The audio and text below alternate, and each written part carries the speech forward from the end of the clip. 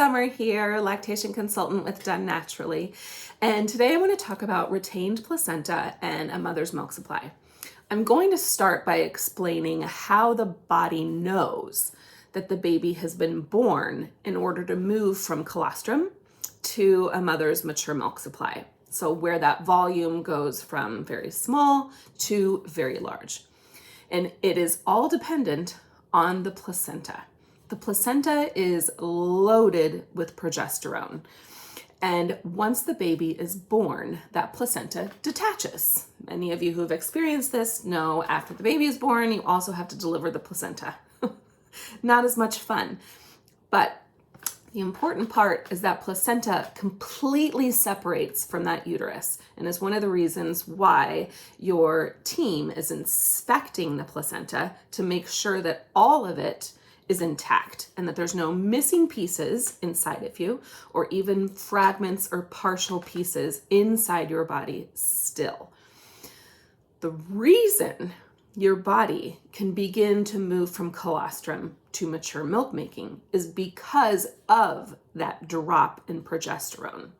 So while your body is really heavy in progesterone, we're pregnant. And retaining that high level of progesterone is what keeps us pregnant. So once the baby is born, that placenta coming off is a massive drop in that hormone progesterone. And that's what triggers the body to realize the baby has been born and we need to move from colostrum into mature milk making. So when I'm working with a mom and lactation consultants that are working with you, one of the questions that we ask you is about your bleeding after delivery. We're asking you about how long you're bleeding, the heaviness of your bleeding, whether there's clots that are still coming out, how big those clots are. This is a common question for your OB and your midwife and your physician to be asking you as well. But one question that your lactation consultant should also be asking you. Here's why.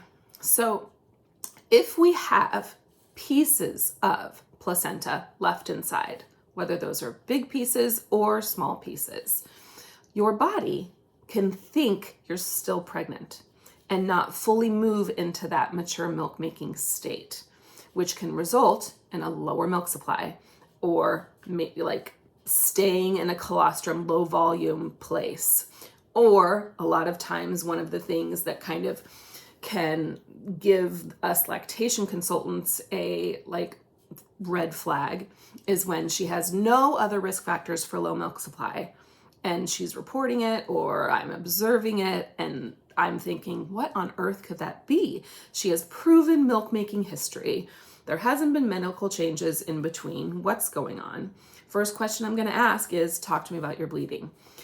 So if she's passing clots, if those clots are larger than what we typically say is like a quarter or like a small little piece of fruit, if those are larger once she's home from the hospital or around day 3 to 5 postpartum, if she had a home delivery, we're wondering if that's what's going on. Her body is continuing to clot, continuing to heavy bleed, bleeding's not slowing down. Are there fragments or pieces left inside of her? And this can be an easy solve, so to speak. It's not a fun solve, but there are many times in my history of working with moms where this is the reason. We find out the reason for her low milk supply. And then if we've caught that soon enough, she can obviously go back to the physician. They will likely do some imaging and ultrasound and if needed, a D&C. And that flushes all those pieces and fragments out. And then her progesterone levels drop even further. And it allows the body to move into that lactation hormone state, increasing her volume. So a lot of people think that it's a benign thing, that postpartum bleeding. But from a milk supply standpoint, I have seen people go from not making more than 10 ml, and we might be a week postpartum, 2 weeks postpartum, or, collection that's quite lower than typical with pumping, or a baby who is constantly feeding, never satiated, having low output, weight gain's not there, other things, that we're looking for when we're working with you. And that removal and flushing of all of that tissue brings us back to typical milk volume, and mom and baby can do just fine. So from a mother's perspective, if you are noticing cramping that continues, bleeding that's not getting any lighter or continues to be bright red fresh blood, or clots, then you need to be talking to your physician, and you need to probably be talking to your lactation consultant and making sure everything's okay. It's not a fun process to go through by any means, and it can be painful and traumatic and stressful and all of that, but imperative for milk making. So it kind of on a little like tangent, when people talk about placenta encapsulation, we usually, like, my perspective would be to avoid it. Now, I know there's some information out there that talks about its benefits for postpartum depression, and helping our hormones and transitional time into this like new motherhood phase. But the risks are greater in my mind than the benefits, and you can freeze them and keep them for perimenopause, which I wish I would have done. But if you think about it from a hormone perspective, now there's not strong data for or against this, just so everyone knows that. But from a hormonal perspective, if in the postpartum period, when we've just had that big drop in progesterone, which we need in order to maintain full volume for lactation, if we put that progesterone back into our body, then what's that telling our body? Is it going to prevent our body from moving into full lactation? I don't know. Will you do just fine? Yeah, but you can't undo it. So it's usually something with my patients that I recommend against and just allow the process to happen. But back to our primary question of how that placenta is vital for the movement into mature lactation.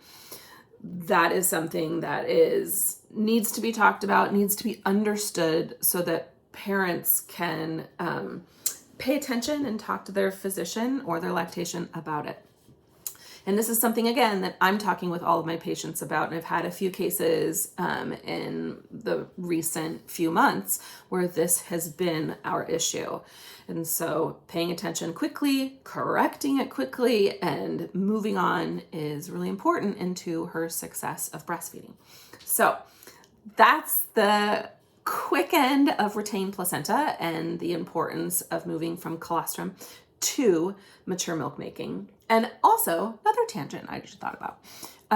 So a lot of people will ask, like, why you don't run out of colostrum in regards to like antenatal expressing colostrum before the baby is born for what people say harvesting, or with tandem breastfeeding, like breastfeeding through a pregnancy.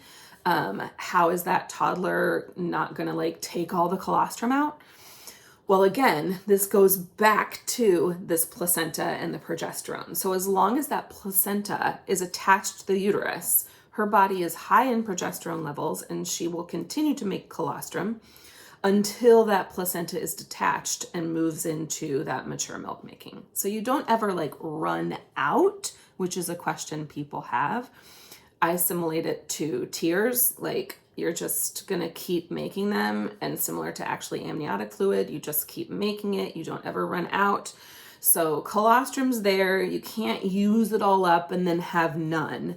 It's just there until that placenta detaches. So, hey, I hope that helps. That is a summary about retained placenta and mature milk making. You guys have a good rest of your day and follow for more, and I'll see you later. Bye.